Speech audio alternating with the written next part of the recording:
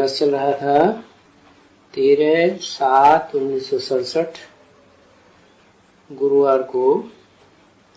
पहले पेज के मध्यार्ध में बात चल रही थी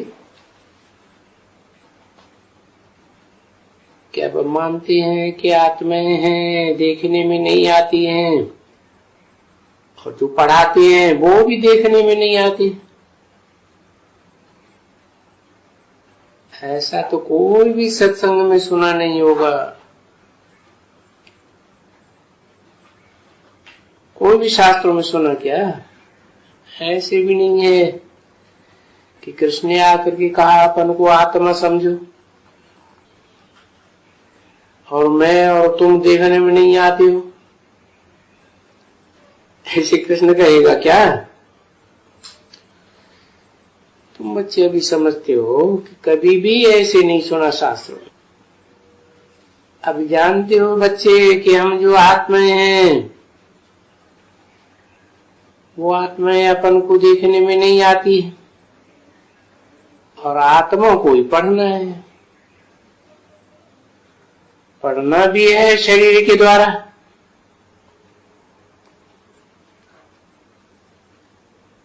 करने वाली सब कुछ आत्मा ही है। अब ये बच्चों को देखो नई बात मालूम पड़ी, अच्छी तरह से बात मालूम पड़ गई कि आत्मा ही करता धरता है, और तो कोई ये बात समझाए भी नहीं सके, क्योंकि और तो अपन को देह समझते हैं। तो यही समझाएंगे कि आत्मा करता है, निष्क्रिय है। प्रकृति के 5 तत्व सक्रियता लाते हैं। तो अभी जो बाप समझाते हैं उसमें निश्चय रखना चाहिए ना। नहीं निश्चय रखेंगे तो गुरु लोग फिर बुद्धि घुमाए देंगे। ये तो बरोबर जो परम पिता ज्ञान का सागर है देखने में नहीं आता है।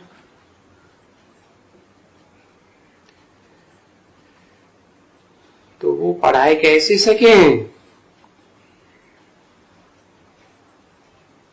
जब देखने में ही नहीं आता है? अरे आत्मा देखने में आती है क्या? आत्मा भी तो नहीं देखने में आती। आत्मा शरीर में ही रहती है। हर अंश में तो तुमको कान नाक सभी तो हैं। तो बाप भी इस भाग्यशाली रथ में आते हैं।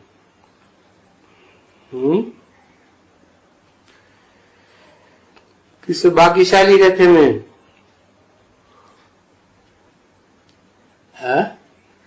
67 की वाणी है।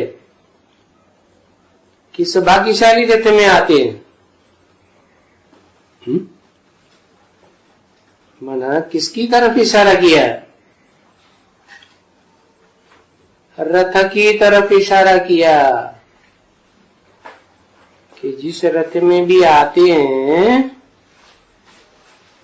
वो रथ है भाग्यशाली।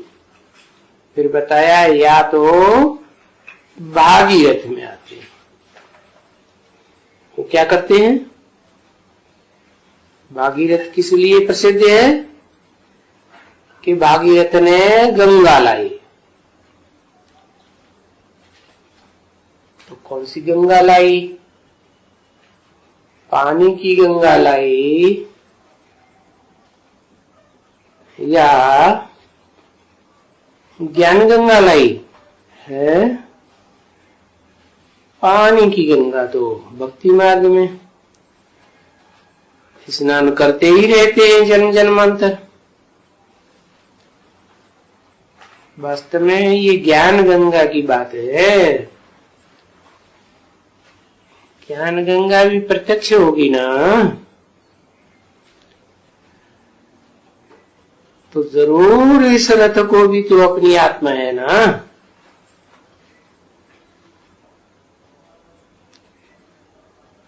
तो रथ को आत्मा है अपनी आत्मा, तो भी कोई अपने को दे थोड़ी सकते हैं, नहीं। हाँ, बाप आकर के ये रथ के आधार से बच्चों को पढ़ाते हैं, नहीं तो पढ़ाना कैसे। तो तुम भी सब शरीर छोड़ते हो और फिर दूसरे शरीर में आते हो। छोटेपन में तुम कैसे काम करते रहते हो? करते हो कि नहीं करते हो? अच्छा, मम्मा बाबा करते रहते हो, थोड़े बड़े होते तो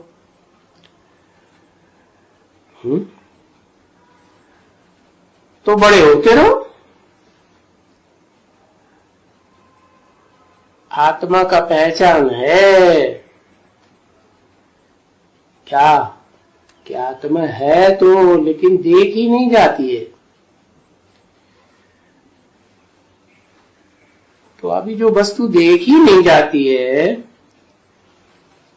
आत्मा इन आंखों से देखी नहीं जाती है, तो देखो वो बड़े हो, तुम बच्चों को पढ़ा रही है, तो ये नई बात हो गई ना। थोड़ी सी डिफिकल्ट बात है, क्योंकि है नहीं, एकदम एब्सोल्युटली नई बात है, न सुनी न कोई शास्त्रों में लिखा, कुछ भी नहीं। और बाप कहते हैं मैं भी ड्रामा के प्लान अनुसार अपने समय पर आखिरी शरीर को धारण करता हूं। आखिरी माने जब ड्रामा के चारों सीन पूरे होते हैं तो अंत में मैं शरीर धारण करता हूं। नहीं तो धारण नहीं करूं तो मीठे मीठे बच्चों को दुख से कैसे छुड़ाऊं? क्योंकि बच्चे जान गए ना, अभी जान गए। अभी तो वो बात निकल गई ना। क्या बात? कि कलयुग 40,000 वर्ष है। तो ये अचानक आया हुआ है।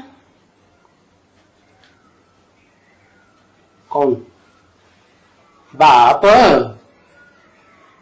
रथ में अचानक आया हुआ है, तभी तो नाटक समझा जाता है। सिद्ध होता है कि तुम बरोबर बच्चे जागते रहते हो,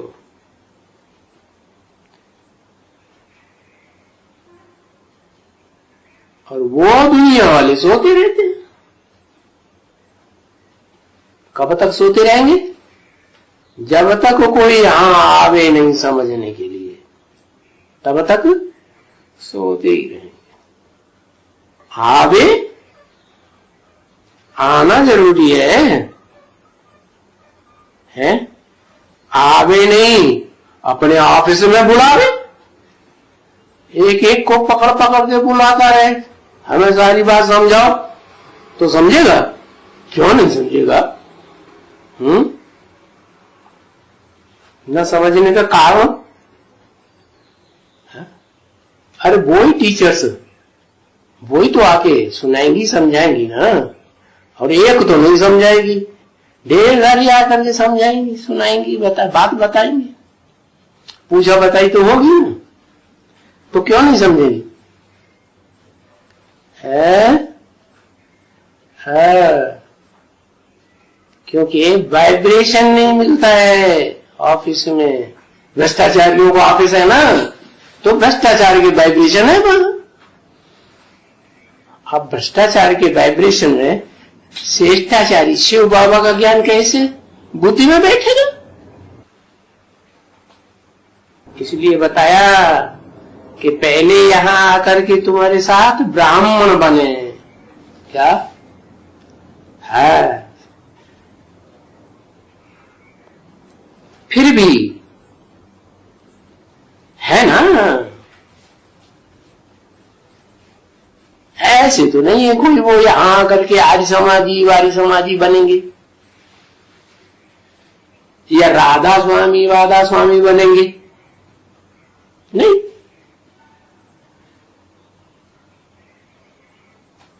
ऐसे तो कोई भी कहां जाकर के सत्संग में बैठ सकते हैं,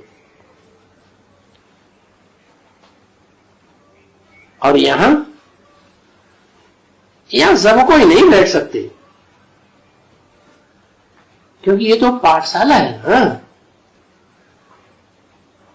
जैसे कोई पढ़ाते हैं MBBS या LLB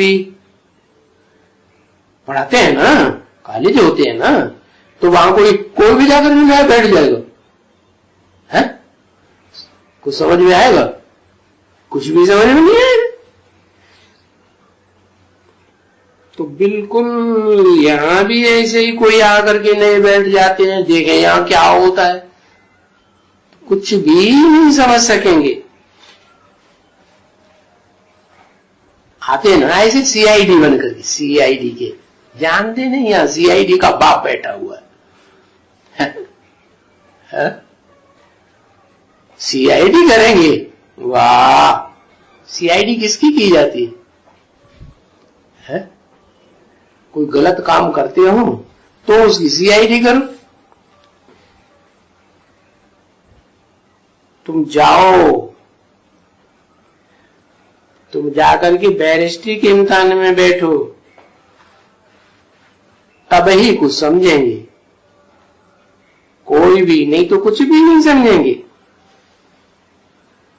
क्योंकि यहां तो फिर है एकदम बिल्कुल नई बात, तो बिल्कुल ऐसे कोई आगे बैठेंगे अचानक तो कुछ भी नहीं समझेंगे, क्योंकि यहां तो एक ही है पढ़ाई पढ़ाने वाला, चाहे कोई भी गीता पाठशाला में चले जाओ, पढ़ाने वाला एक ही है, कोई सेंटर में चले जाओ पढ़ाने वाला एक ही है, और वो भी देखने में नहीं आता, क्योंकि ये पढ़ाई उसे एक की सिवाय और किसी के पास है ही नहीं। और फिर यहां जो आते हैं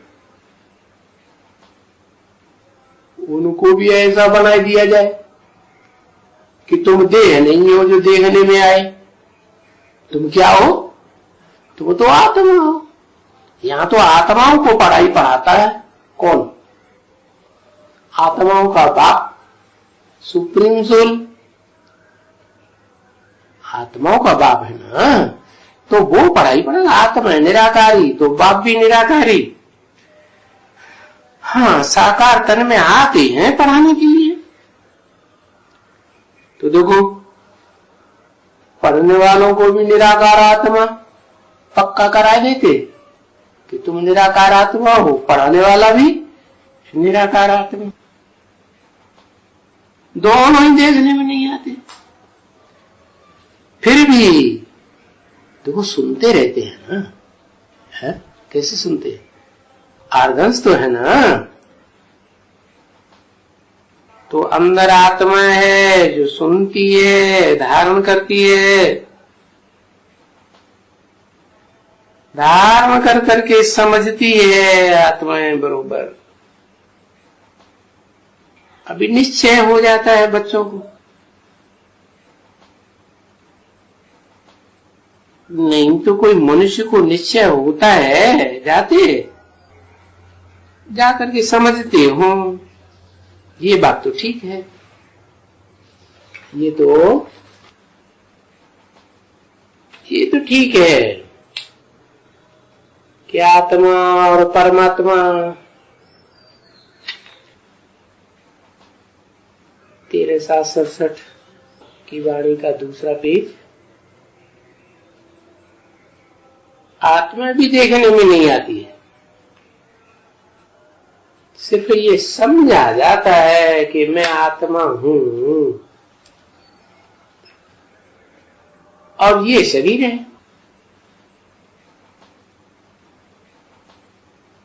ऐसे तो कोई बहुत बड़े बड़े बंदर हैं, बिल्कुल वो इस बात को समझ ही नहीं सकते कि आत्मा कोई अलग है और शरीर कोई अलग है। वो फिर कह देते हैं ये सब नेचर है?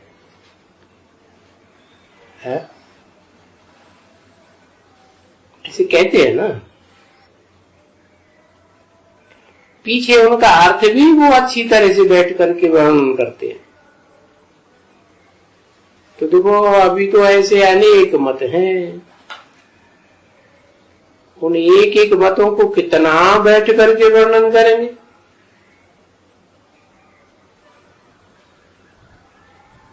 और बाप तो यहाँ इस सृष्टि पर आते ही है इस नॉलेज से बिजी रखने के लिए। उसमें भी बहुत बिजी रखते हैं। किसमें है? किसमें बिजी रखते हैं? उस नॉलेज में। इन कर्मेंद्रियों के ऊपर बहुत बिजी रखते हैं, जो धोखा देती है, उनको वश में कर लेती है।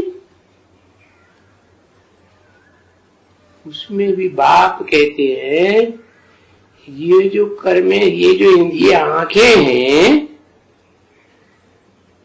ये आंखें भी तो है ना, ये आंखें सब कुछ देखती हैं। देखो हर एक बात देखती है। बच्चा देखेंगी, आंखें देखती है। अगर आंखें न हो तो देखते ही नहीं है कुछ भी। जब तलक उनको समझावे नहीं कि ये फलाना है, वो फलाना है, ये फलानी है, तब तलक वो फील करे। देखे तो वो भी नहीं है, देखते तो नहीं है, परंतु उन अंधों को भी तो समझाया जाता है ना। क्या क्या मिसाल दिया? तो ऐसे ही ये सारी दुनिया अंधी है, इन अंधों को समझाना पड़ता है। ये कोई देखने की चीज नहीं है। ऐसे तो बहुत ऐसे होते हैं जो जन्म से ही अंधे पैदा होते हैं। तो बताओ वो क्या समझेंगे? उनको सिर्फ समझाते रहेंगे, ये तुम्हारा भाई है, ये तुम्हारी बहन है, फलाना है, तो वो समझता जाएगा। फिर भी समझता जाएगा, देखेगा तो कुछ भी नहीं है। फिर जब कोई उनको समझावे ये फलाना है, ये तीरा है, तब वो समझेगा। तो वास्तव में अंधे कोई होवे सूरदास या यहां ज्ञान में, तो वो अच्छा ज्ञान समझ सकते हैं। क्यों क्यों समझ सकते हैं? क्योंकि धोखा देने वाली उनको आंखें है ही नहीं, वो नहीं है ना। परंतु वो अंधा बेचारा और कुछ काम तो कर न सके। है? ये ज्ञान बहुत अच्छा ले सकता है। समझा ना? ऐसा कोई देखा? ऐसा कोई ज्ञान में चलने वाला देखा? अरे बोलो हाँ देखा। बोलेंगे नहीं, हाँ ये तो रुद्रमाला की वहां की है।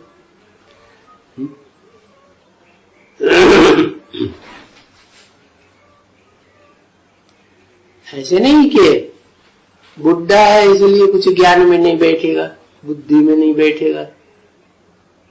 बुढ़ा भी हो, बूढ़ी भी हो, अंधी है तो ज्ञान में टीकी हो सकती है, होती है ना। तो ये ज्ञान बहुत अच्छा ले सकते हैं अंधे, क्योंकि उनको धोखा देने वाली कर्मेंद्रिय है ही नहीं। तो बच्चों को बाबा कितना समझाते हैं, क्या इन इंद्रियों को बहुत मजबूत करना है, ये धोखे में ना आवे, ऐसे बाबा ने समझाया है कि देखो, जब अभी हम भगवान के बच्चे बने हैं तो निराकारी बच्चे,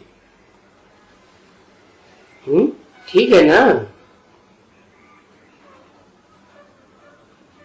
तो जब निराकारी बच्चे हैं, निराकार के बच्चे हैं, तो उनमें क्रिमिनल आई की कोई बात ही नहीं होनी चाहिए, कोई दरकार नहीं। क्योंकि जब ये शरीर है और भाई बहन बनते हैं, प्रजापिता ब्रह्मा के बच्चे बनते हैं, तो फिर भाई बहन बनते हैं ना। अभी यहाँ भाई बहन बने हुए हैं ना, क्योंकि ये बच्चे तो सच्चाई से अडॉप्ट हुए हैं। तो क्रिमिनल आई कोई में नहीं होनी चाहिए, परंतु क्यों देखने में आती है? कारण कारण है क्या कि 63 जन्मों के हिरे हुए हैं। 63 जन्मों के ही क्यों, पहले के जन्मों में क्यों नहीं? क्योंकि उससे पहले के जो जन्म थे वो तो आत्मिक स्टेज वाले थे।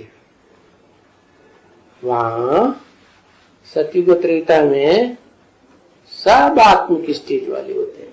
आत्मिक स्टेज पक्की होती है, मजबूत होती है इंद्रियां। और अभी 63 जन्म से कमजोर हो गई। क्यों 63 जन्म में क्यों कमजोर हो गई? क्योंकि ऐसे ऐसे संग के रंग में आए, जिनकी संग के रंग में आने से हमारी इंद्रियां कमजोर हो गई। कैसे संग में आए? ऐसे ऐसे धर्म पिताएं आए जो कर्मेंद्रियों को ही ज्यादा महत्व देते हैं। क्या? कर्म को ज्यादा महत्व देते हैं। धंधाधोरी करो, ये करो, वो करो, वो करो, ना आत्मिक स्थिति में रहती है ना दूसरों को रहने देते। अगर कोई रहना भी चाहे तो उसको कैसे? जैसे कोई ध्यान में बैठा हो और उसको उंगली लगाती जाओ तो उसका ध्यान टूटेगा ना। ऐसे है क्रिमिनल ही बना देते हैं, सारी इंद्रियों को क्रिमिनल बना देते हैं। तो जो जन्म जन्मांतर के हिरे हुए हैं, क्या किस बात के? कर्मेंद्रियों में कमजोरी लाने के लिए उनको ये निश्चय में रह कर करके पक्का कराना है। क्या पक्का कराना है? कि ये कर्मेंद्रियों को आत्मा ही बस में कर सकती है। क्या? मन नहीं बस में करेगा, मन तो और ही गड्ढे में ले जाएगा। तो आत्मा क्या है? आत्मा है बुद्धि। वो बुद्धि रूप जो आत्मा है, जो मन को और इंद्रियों को कंट्रोल करने वाली है, वो भी तो संग के रंग में आ गई ना, तो कंट्रोल कौन करेगा? है वही जो बुद्धिमानों की बुद्धि कहा जाता है। उससे बड़ा बुद्धिमान और कोई इस संसार में पाठधारी होता ही नहीं। उसको अपनी कर्मेंद्रियां ही नहीं है, ज्ञानेंद्रियां ही नहीं है, तो दूसरे के शरीर में प्रवेश करके कर्मेंद्रियों को, ज्ञानेंद्रियों को कंट्रोल करना सिखाते हैं। बताते हैं क्या कि अमृत वेले उठ करके कूटो अच्छी तरह से, क्या कि मैं ज्योति बिंदु स्टार स्वरूप आत्मा हूं। क्यों अमृत वेले क्यों नहीं? क्यों दोपहर को क्यों नहीं? जब दोपहर को थोड़ी फुर्सत मिलती है माताओं को, जैसे काम धंधे से तो ऑफिस चले जाते हैं, स्कूल बच्चे चले जाते हैं, तो दोपहर में क्यों नहीं है? अरे कहते हैं अमृत वेला श्रेष्ठ समय है। श्रेष्ठ समय है? समय भी खराब और अच्छा होता है। क्यों? कारण क्या है? क्योंकि जो स्थूल सूर्य है ना, वो भी रात्रि के 12 बजे तक घोर अंधकार की ओर जाता है। क्या रोशनी की ओर आता है कि अंधकार की ओर जाता है? अंधकार की ओर जाता है। तो रोशनी को याद करना सहज होगा या कठिन होगा? है? जब सूर्य जा रहा है रात के 12 बजे तक घोर अंधकार की ओर ही जा रहा है, तो रोशनी को याद करना सहज होगा या कठिन होगा? कठिन हो जाएगा। 12 बजे के बाद फिर वो पलट जाता है। हाँ, प्रकाश की ओर जहां भी जाएगा तो प्रकाश करेगा। तो पृथ्वी घूम जाती है, तो पृथ्वी का जो हिस्सा बिल्कुल सूरज के सामने पहुंच जाता है, और पृथ्वी के दूसरी तरफ एकदम अंधेरा हो जाता है। तो रोशनी का माहौल ही नहीं रहा। तो जब माहौल ही नहीं रहा तो याद करना सहज होगा रोशनी को या कठिन होगा? कठिन होगा ना। तो बताया कि 12 बजे तक रात्रि को, 12 साढ़े 12 तक बिल्कुल याद नहीं करना। किसको? ज्ञान सूर्य को। वो है स्थूल सूर्य और ये है ज्ञान सूर्य। क्यों? क्योंकि शिव बाबा की भी तो रात दिन की सेवा है, नहीं है? हाँ, तो कहते असुर लोग पाताल में रहते। अब पाताल में थोड़ी रहते हैं। अमेरिका पाताल में है क्या? हाँ, पाताल में ही तो है। तो बाबा उन बच्चों को सेवा करने के लिए नहीं जाएगा क्या? जाएगा ना। तो आप तो इधर पकड़ पकड़ के खींचो तो बुद्धि में बैठेगा क्या? नहीं। तो रात के 12 साढ़े 12 बजे तक अच्छे से सो जाना चाहिए। उसके बाद ज्ञान सूर्य भी और वो स्थूल सूर्य भी पलट जाता है, भारत की ओर उन्मुख हो जाता है। तो रोशनी की ओर भारत बढ़ेगा या अंधेरे में रहेगा? रोशनी की ओर। तो जो अमृत वेले क्या बात बताई कि उस समय सूर्य उदय होने का टाइम होता है, तो डॉक्टर लोग भी कहते हैं कि सवेरे जब सूर्य उदय होता है तो 6-7, 7:30 बजे तक का जो किरणें हैं वो आंखों को बहुत रोशनी देती है। बैठना चाहिए। वो तो स्थूल सूर्य, स्थूल उजाले की बात है, ये तो ज्ञान सूर्य की बात है ना। तो हमारी तो ज्ञान की आंख है, तो अमृत वेले को पक्का करना चाहिए क्या कि मैं ज्योति बिंदु आत्मा हूं, स्टार।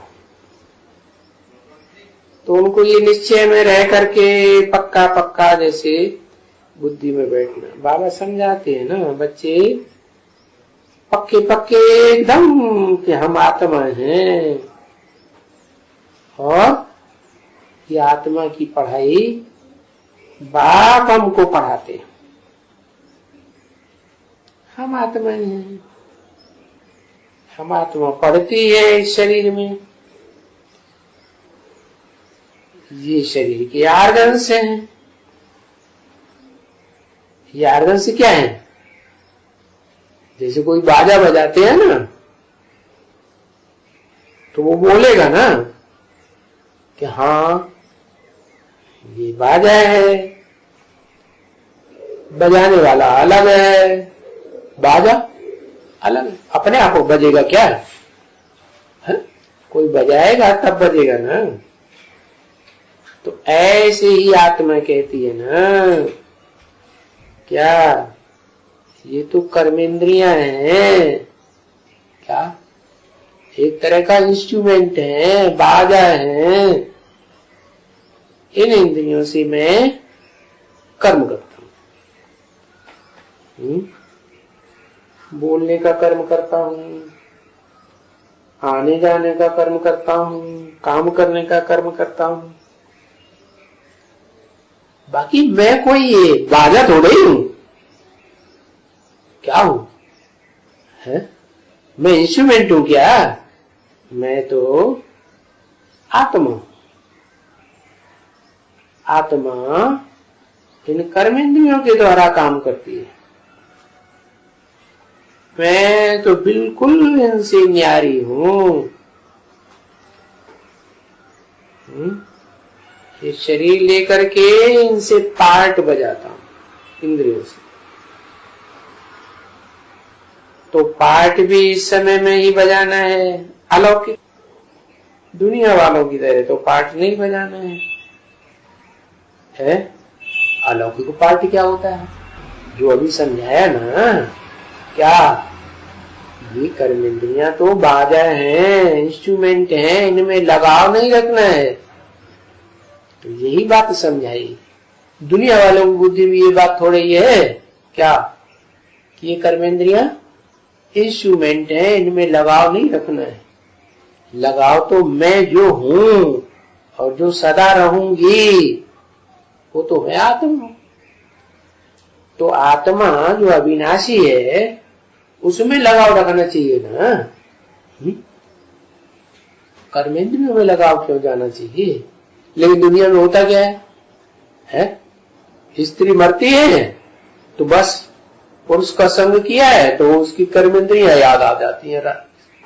अंतमते सोबत।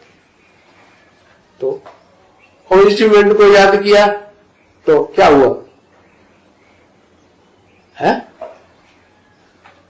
बात गड़बड़ हो गई ना। है तो आत्मा। अब अपन को इंस्ट्रूमेंट समझ लिया है, इंस्ट्रूमेंट से सुख लेने की बात बुद्धि में रही तो बस अंतमते सोगते पुरुष का जन्म मिल जाता है। ऐसे ही पुरुष के लिए तो हर एक बात में अपन को अलौकिक स्टेज में रखना है।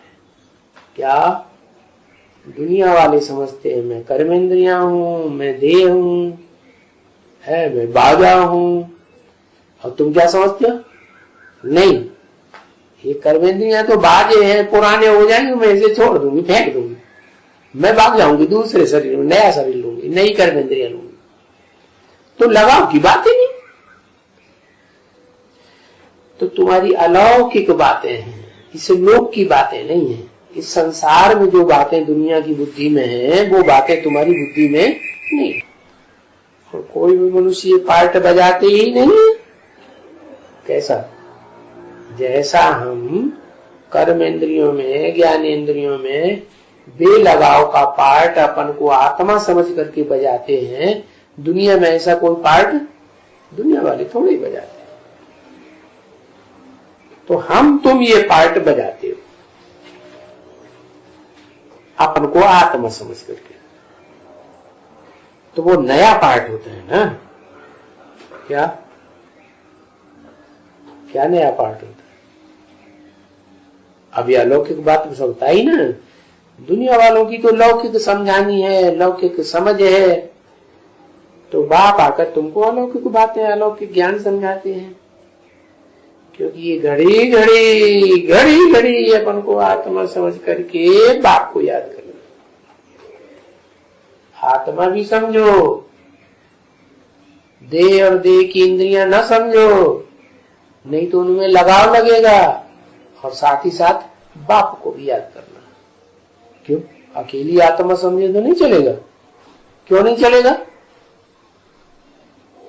क्योंकि आत्मा में पिछले जन्मों के पाप कर्म भी चढ़े हुए। तो पाप कर्मों को धोने के लिए हमें श्रेष्ठ के श्रेष्ठ आत्मा का संग भी करना है। तो दुनिया में श्रेष्ठ के श्रेष्ठ पार्ट बजाने वाली आत्मा तो सुप्रीम सोल आया हुआ है। तो वो जिस तन में कार्य करता है उस तन में पहचान करके उसे याद करेंगे तो हमको भी उसका संग का क्या होगा? संग का रंग लगेगा। तो अपन को आत्मा समझे, फिर बाप को याद करना, फिर पक्का कर लेना है कि वो बाबा ही हमारा टीचर है। क्या? टीचर कौन है? बाबा। बाबा ही हमारा टीचर है। क्योंकि बाबा तो बाबा की अलग चीज है।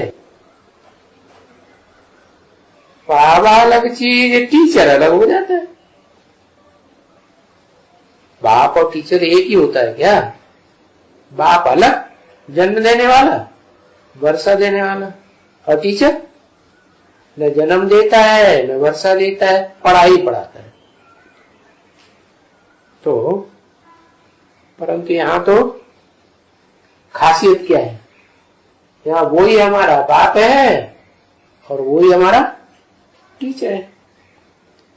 तो ये एक होने के कारण है, फिर वो भी ऐसे ही समझा जाता है कि वो निराकार टीचर, निराकार बाप, तो गुरु भी निराकार।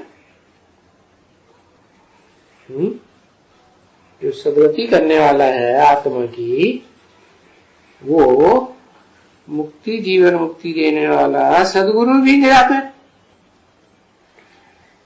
तो वो तो सभी साकारी है ना दुनिया में बच्चे।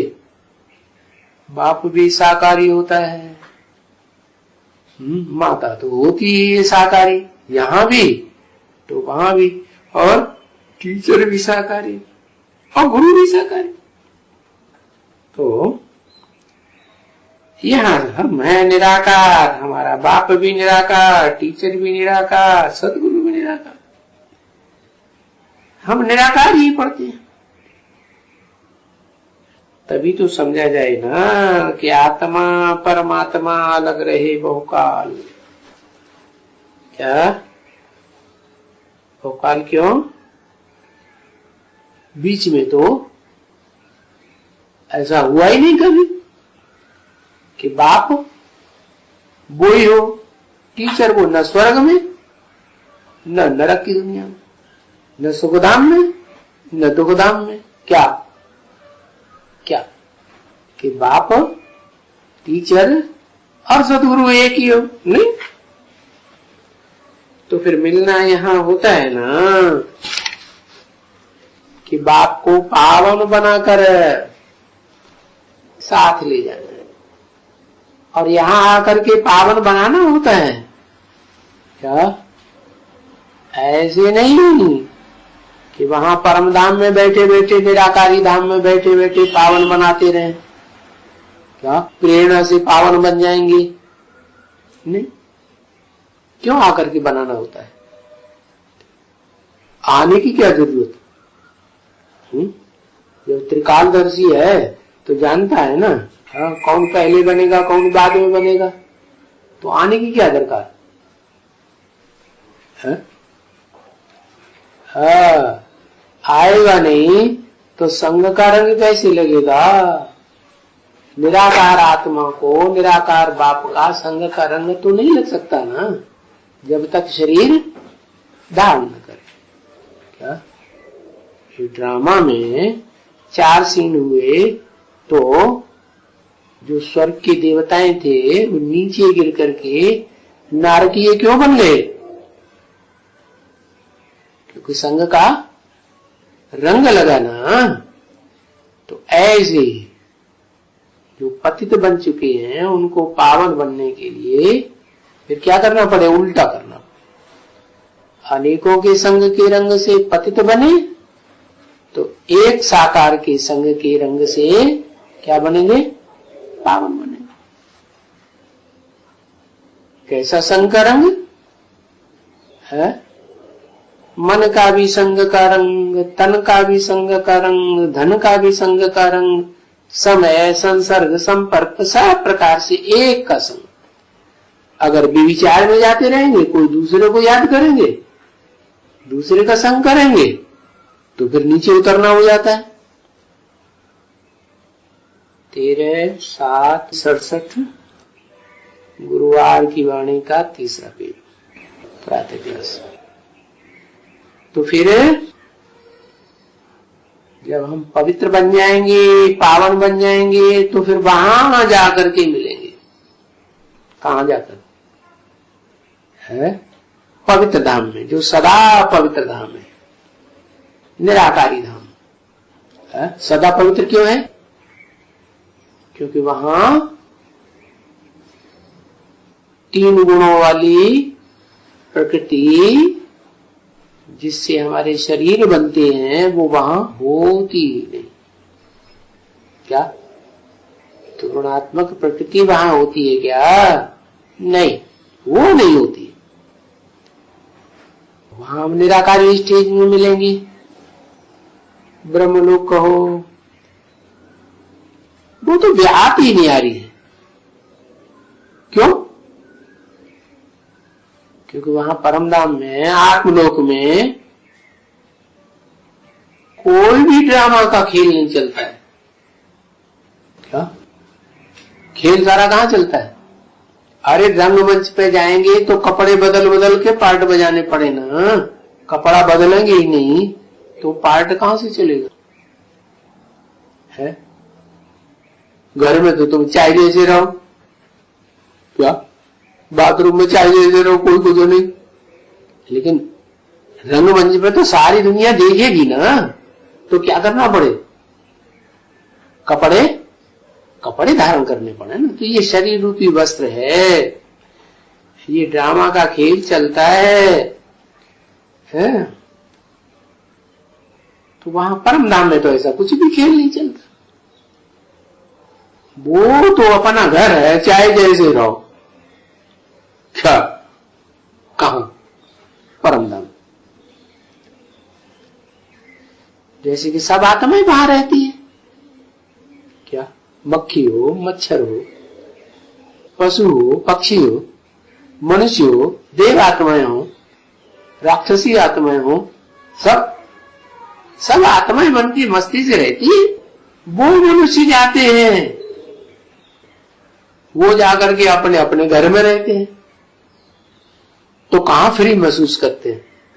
बाहर की दुनिया में है, स्कूल में, कॉलेज में, ऑफिस में, जहां धंधा धोरी करते हैं, वहां कारखाने में कहां आराम महसूस करते हैं? जब घर में जाते हैं तो कितना आराम, शांति, अपने घर में शांति। तो ऐसे ही वो शांति धाम है जहां आत्माएं सब शांत में महसूस करती वो तो घर में जाते हैं मनुष्य, और यहाँ घर में कौन जाते हैं? बेहद के घर में हम आत्माएं जाती हैं। मनुष्य में और आत्माओं में क्या अंतर है? अरे मनुष्य में मन होता है। क्या होता है? मन। कैसा क्या करता है मन? बहुत तीखा दौड़ता है, इधर से उधर, इधर से उधर। अभी अभी यहाँ 1 सेकंड में कहा, अभी अभी अमेरिका में, अभी अभी जापान में। अब कितना दम चक्कर मचाता है। तो जिनको मन होता है उन्हें मनुष्य कहा जाता है। क्या ऐसा एक भी मनुष्य नहीं जिसको मन न हो? है? अरे है कि नहीं? कौन है? कौन है ऐसा? कौन सा मनुष्य जिसको मन नहीं हो? अरे मनुष्य कहा ही तब जाता है जब मनन चिंतन मंथन करने वाला हो तो मनुष्य। मनुष्य है तो भोगी। क्या मनुष्य सुधरता है तो देवता बन जाता है, मनुष्य बिगड़ता है तो राक्षस बन जाता है। ये तो हो सकता है, लेकिन मन तो होता है कि नहीं? हाँ, देवताओं का मन कंट्रोल में होता है। किसके कंट्रोल में? बिंदु आत्मा के कंट्रोल में मर्ज होके रहता है, और उसकी बात चलती नहीं है। और यहाँ फिर मन सक्रिय हो जाता है। कहा? नरक की दुनिया में। तो उन्हें मनुष्य कहा जाता है। और परमधाम में मनुष्य नहीं है, वहां कौन है? मनुष्यों का मन है ही नहीं वहां। जैसे बाप को मन नहीं है, वैसे आत्माओं को भी परमधाम में मन भी नहीं तो इंद्रियां भी नहीं। क्या 10 इंद्रियां भी नहीं और 10 इंद्रियों का मुखिया कंट्रोलर मन भी नहीं। तो वो मनुष्य होते हैं जो अपने अपने घर में जाके शांति सुख महसूस, शांति महसूस करते, स्वतंत्र महसूस करते। क्या क्या कहते बाबा? क्या कहते शिव बाबा? कहते क्या कहते? स्वतंत्र हो, स्वतंत्र रहने दो। अच्छा, अपने घर में बैठो, चाहे जैसे रहो, कपड़े पहनो न पहनो, है? बाहर जाओगे तो ड्रामाबाजी करनी पड़ेगी ना, है? तो वो मनुष्य अपने घर में जाते हैं। और यहाँ तो आत्माएं जाती हैं, वो आ जाकर के अपने अपने घर में रहते हैं। है? उनका घर अलग अलग। किनका? मनुष्यों का। और तुम्हारा एक ही घर है। ये खासियत। क्या?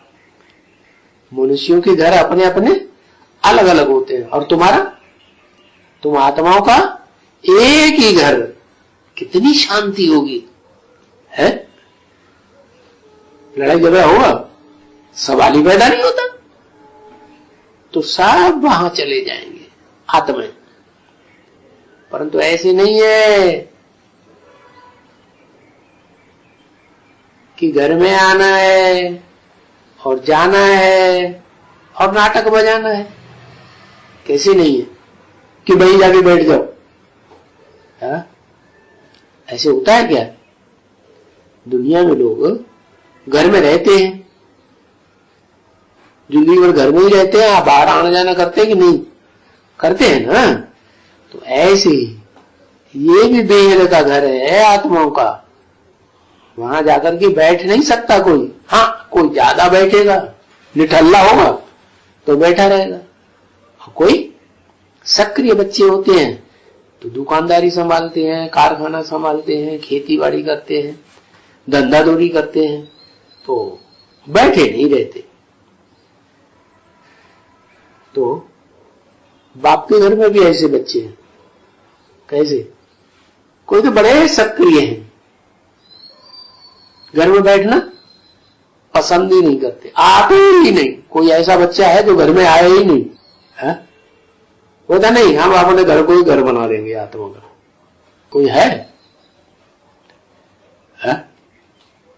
अरे कौन है? हाँ, एक आत्मा है मनुष्य सृष्टि में, जो मनुष्य सृष्टि का बाप है। वो जब सुप्रीम सोल बाप शिव आते हैं उसके मुकर्रर रथ में, तो वो पुरुषार्थ करने के टाइम पर ही आत्मिक स्टेज को पक्का कर देता है, ताकि बार बार परम धाम में जाने की दरकार ही न पड़े। तो वो बताया कि परम धाम को तुम बच्चे क्या करोगे, इस सृष्टि पर उतार लो। तुम बच्चे उतार लोगे तो एक बच्चा उतारेगा कि सारे ही, बहुत सारे, ढेर सारे उतारेंगे। तुम बच्चे माने तुम जो सन्मुख बैठ के सुनने वाले, पढ़ाई पढ़ने वाले बच्चे हो, वो उतारेंगे, सब बच्चे नहीं। क्या? तो कितने सन्मुख बैठ करके पढ़ाई पढ़ने वाले हैं? हाँ, कितने है? 4.5 लाख। 4.5 लाख। तो 4.5 लाख है, वो आगे पीछे हो सकता है, लेकिन बैठ करके सन्मुख पढ़ाई जरूर पढ़ते हैं। सन्मुख माने जिस शरीर में मुकर्रर रथ में शिव बाप आते हैं, उस मुकर्रर रथ के सामने बैठ करके उसे बाप के रूप में भी समझ लेते, टीचर के रूप में भी समझ लेते, और सदगति करने वाले सदगुरु के रूप में भी समझ लेते। और बाप भी है तो बाप के रूप में याद करते हैं, और वो हमारा घर भी बन जाता है परमानेंट। कैसा घर? परमानेंट कि कभी कभी परमानेंट कैसे?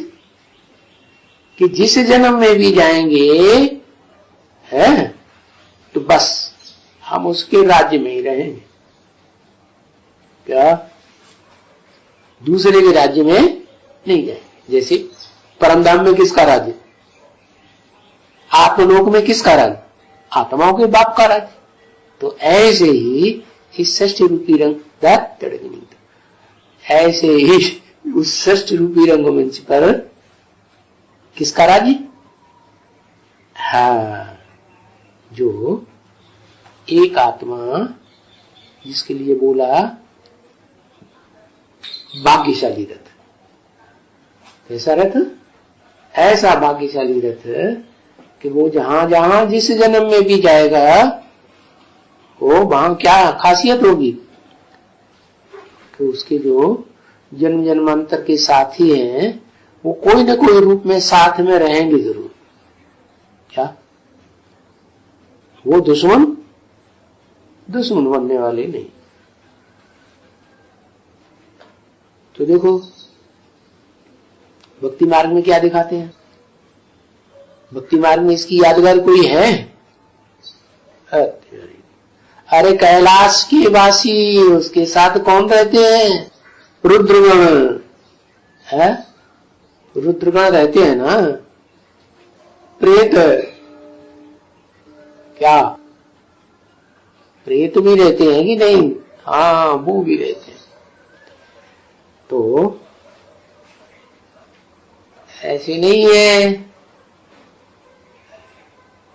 क्या कि परम धाम में जाके जब बैठे, जिसे हम क्या कहें, पक्का 100% परम धाम, वो कब बनता है?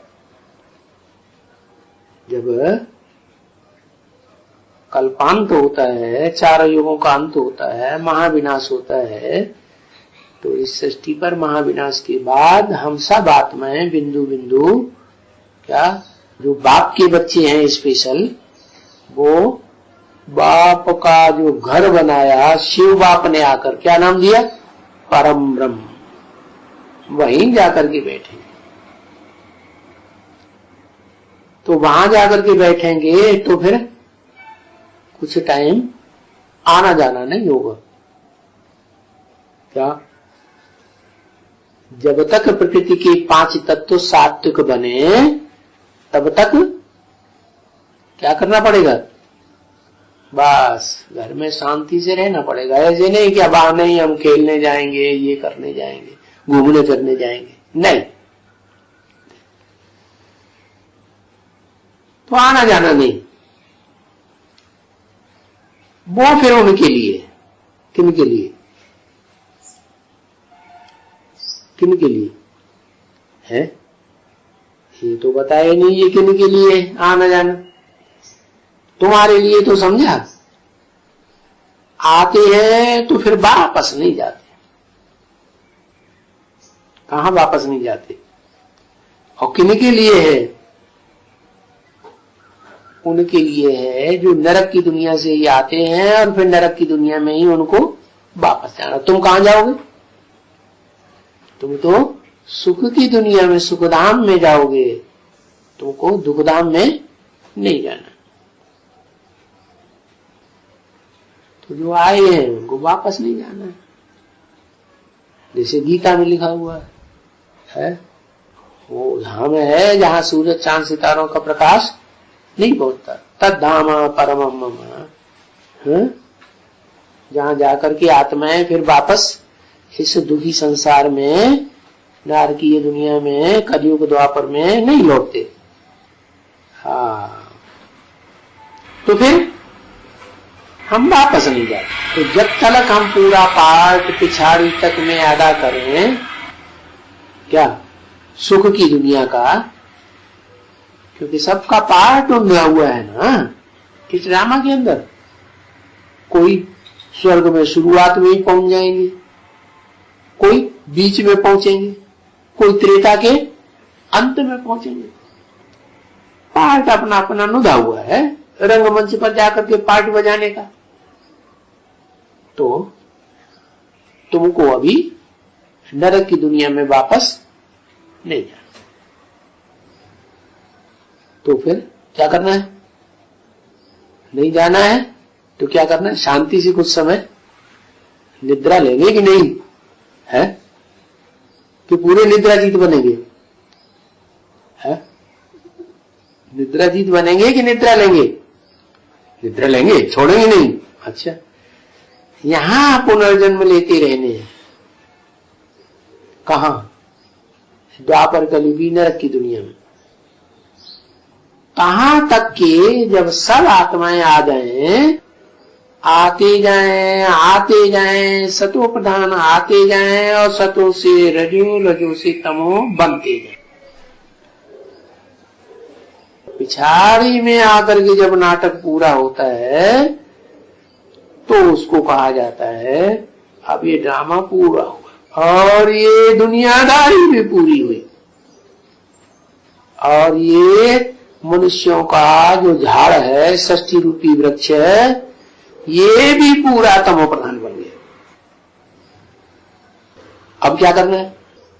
तमो प्रधान बन गया है तो इसके सारे पत्ते जड़ गए, सूख गया गर्मी में, जान ही खत्म। तो अब इसको खत्म करना है। किसको? है इस झाड़ को,